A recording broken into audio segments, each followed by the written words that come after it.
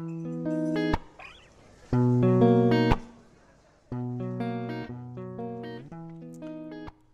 and welcome back to Toolbox. My name is Joe Toole. So today I'm going to be looking at Sekiro again. More specifically, I'm going to be looking at the Sekiro boss that gave me like, I don't know, hours. 4 hours, 5 hours, I can't remember. It gave me a lot of grief. I really struggled with it. Mainly the first phase, I guess. The second phase wasn't too bad from memory. But it's got this great moment when it reveals the second phase. And I wanted to talk about that in this clip, and there's also another couple of moments that I wanted to talk about. I don't know, I really don't like the second part for animation, the second phase. Ooh, I'm just going to turn off the audio.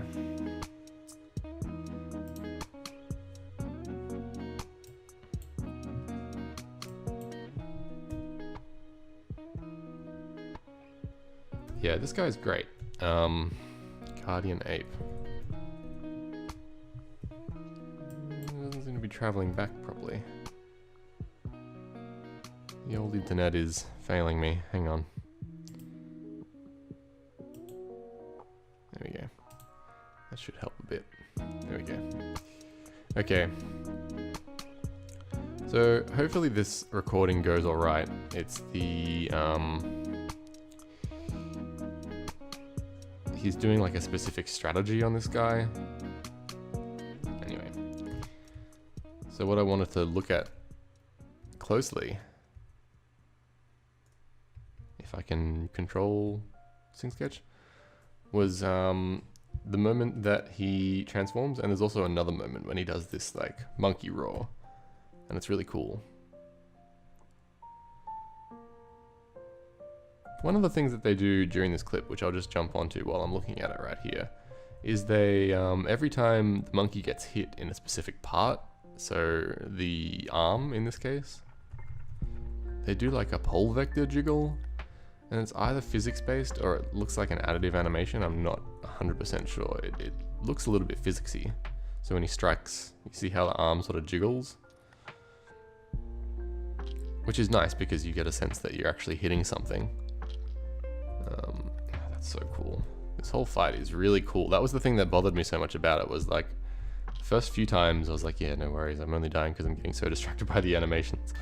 But then later on I was like, man, these animations are too cool. So after this attack, he like springs up into the air.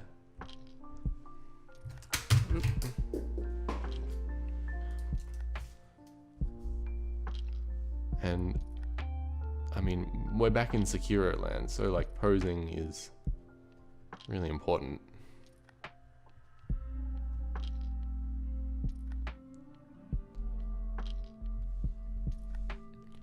think that's his hind leg back there.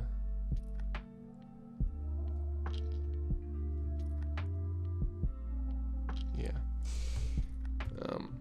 So he's always going to telegraph, right? This guy always telegraphs his attacks.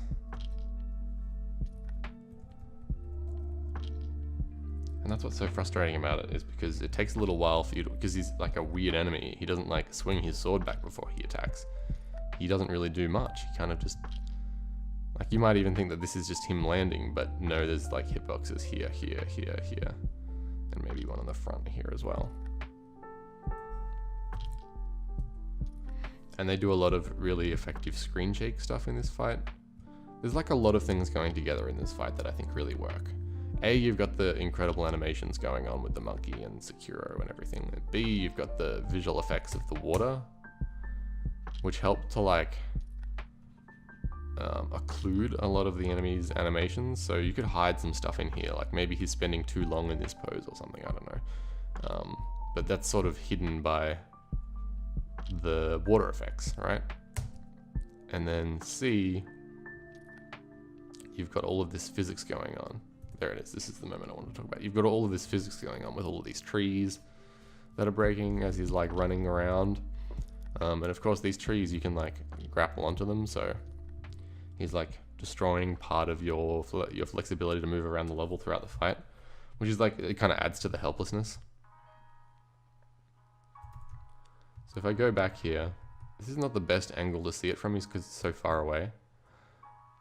But he does this beautiful, like look at this pose. It's like he does this wave with his arms. So his hips go down.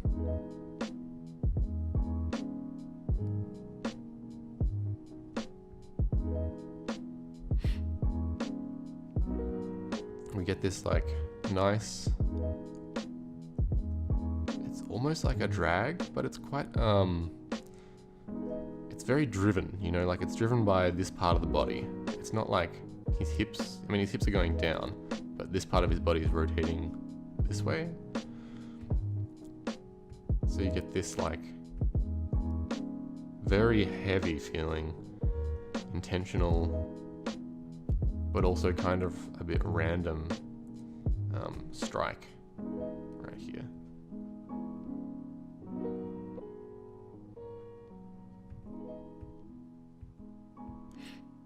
And then it's almost like this hand is already thinking about what it's going to do next, but this hand is like, it's been like 4 frames now and it's still catching up to the motion. Which during their studies, and like this one's now going up, right? Like we're now starting to do the next motion. This hand is still coming down. There you go, it lands. As I was saying, it must be something to do with like the study that they did around monkey motion, like this whole very lagged, very, I don't know, staggered animation. Like his hand hits the ground, yeah, here. And he's already like midway through the movement and you can see like this little icon has already started fading in to show that you can like grapple onto his sword that's stuck through his head. And I really love this animation. Like, let's just play it back. That's it. Super simple. Super duper simple. It's actually just a moving hold. And he's roaring at the time. And it gives you a chance to like grapple onto the sword and swing over and close the distance and also get in a couple of attacks. That's like the whole point of this move. And it's usually at the end of a series of attacks. But basically he just finishes his attacks, hits this pose, and holds it. And there's something that's so cool about that, because this whole time, this monkey has just been wailing on you, like going crazy. And to see him stop and just stand there, it's really weird. It's like a really interesting pace. Like it's like, in animation we talk a lot about texture, you know, like this movement has more or this part of the movement has more texture than the other part, or the rhythm of the shot might change depending on when you pace certain things. But the rhythm of the fight really changes here, and it's like just because of the animation. So he does move in this moving hold a little bit. Careful you watch this elbow, or this shoulder, I guess. It comes back, his hand comes back, and his shoulder comes up this way. And he also leans over a little bit more. So he starts quite upright. Look how far open they've stretched his mouth for this, just so that you can see it while you're far away, if you happen to be far away.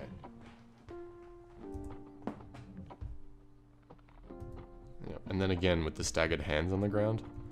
This time it's the right hand side hand. They both start in this kind of ready. You know, like he looks like he's kind of about to jump or something right here. Oops. And then the right hand slams down very early. Right here. And that leads the body down. And then allows the other hand to come down as well.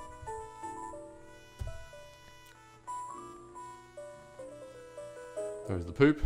That's something that's very rarely incorporated into the body of music that we're dealing with, and you've done it so well. I think, why don't you rap to people about that?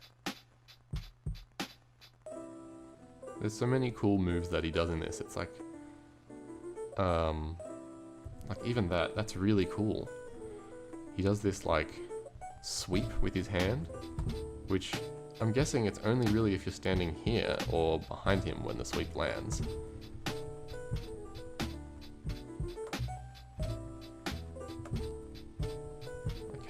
scary noises. Okay, so it sweeps like this. So he's still standing facing forwards, but his whole everything, torso, his arms like over here, his head's down here. It's a really, really like interesting, almost interpretive dance pose.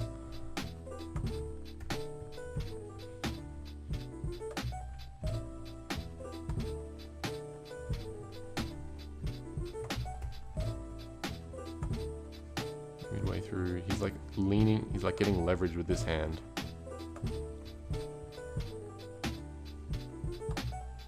Dragging still. Still we see, like, this is like an interesting thing, right? Like, there's all of this movement, but this part, this arm, and this arm, or this leg rather, is locked. Pretty much throughout. This one pivots a little bit. We get this like sort of stabilization, and we'll try and track the arc of this hand a little bit. See if I can track it. The footage is a little bit grainy. Goes back.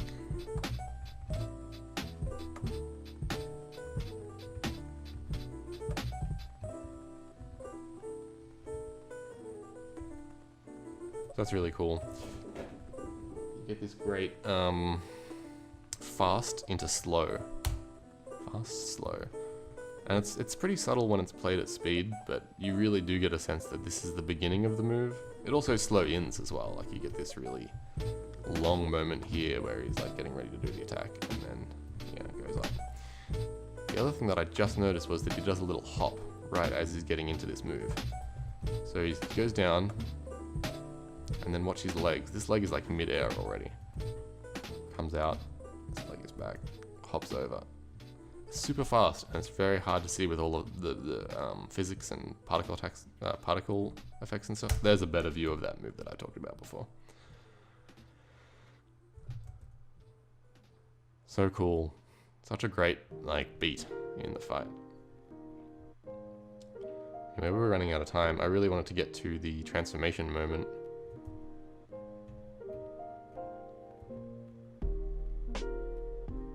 Wow, looks like it's sped up. Yeah, here we go. This is a really great... I'll cover it. We've got a few minutes left, I think. Let's go back. We'll go right from the beginning, just so that it all kind of has context. So you stagger the monkey, and then jump on his head. And this is a really weird blend, right? Like, it kind of can happen from anywhere, and he just jumps like 12 feet in the air, unassisted. Grabs on. You get this nice pivot. I'm going to change to red again.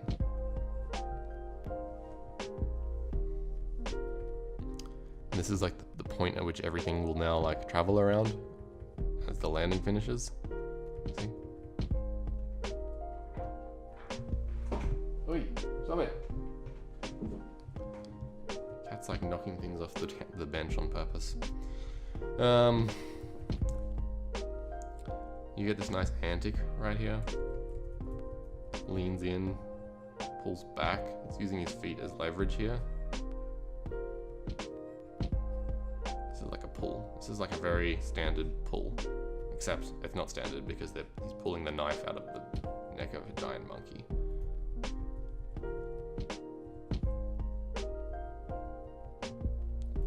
Then he like hits this point, right? And it's not even really like the sword has moved very much. It's like the monkey is gone with him because the monkey is trying to avoid this happening, right? That's a really cool concept. Like, it's almost like he's steering the monkey now. So he hits a point. He comes in. What does he do exactly here?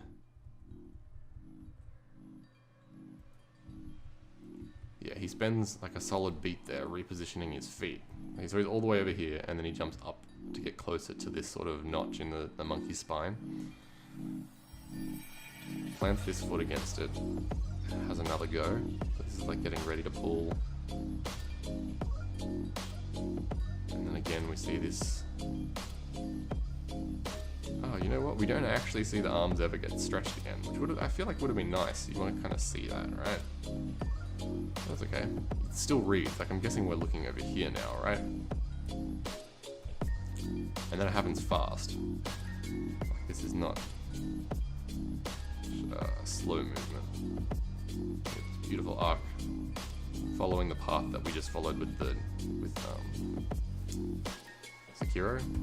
I almost called him Shinji just then for some reason. I don't know why. And then his head just like pops off. And does this, starts spinning. Which I don't know if that actually makes sense. I don't know. But it's really cool. You get like all of these great movements. And they're obviously like holding here, right?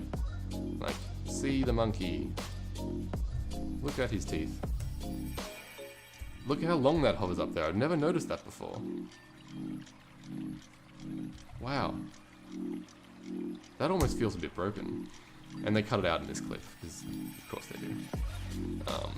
But what you get is this great bang, bang, bang moment, right? So it's like cutting off the head, bang. Oh, wait. Why did they do this to me? I might not even be able to cover it properly. It's like 3 beats. You cut off the head, Shinji lands, the head lands, bang. Yeah, Shinji lands right over here, head lands over here, bang, and then the body falls, third bang.